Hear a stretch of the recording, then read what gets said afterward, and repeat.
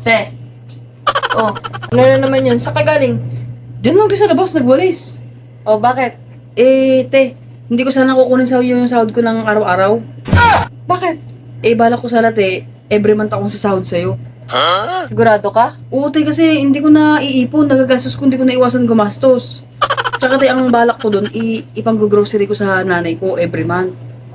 Di ba, kunwari, te, pagkaabot po sa akin ng sahod ko ng isang buwan, sakto, te, dito na ako mamimili, hindi na ako pupunta sa iba. Galing ha? Syempre, te, kasi, natulungan mo na ako na magkatrabaho.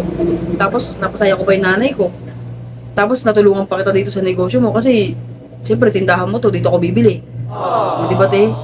Maganda yung idea mo. At sigurado ako, Utoy, matutuwa yung nanay mo sa gagawin mo. Oo nga, te. Yun nga talaga ang plano ko, te, para at least, hindi na ako sakit sa ulo niya, nakakatulong na ako sa kanya ngayon.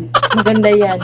O, di ba? Kaysa ipang inom mo, panglibre mo ng, sa mga kaibigan mo, pambili ng alak, ipunin mo na lang. Para, yun, tama yun. Itulong mo sa pamilya mo. Mas masarap magtrabaho na sasahod ka tapos matutulungan mo yung pamilya mo, di ba? Yun nga, te. Yun talaga yung plano ko, te.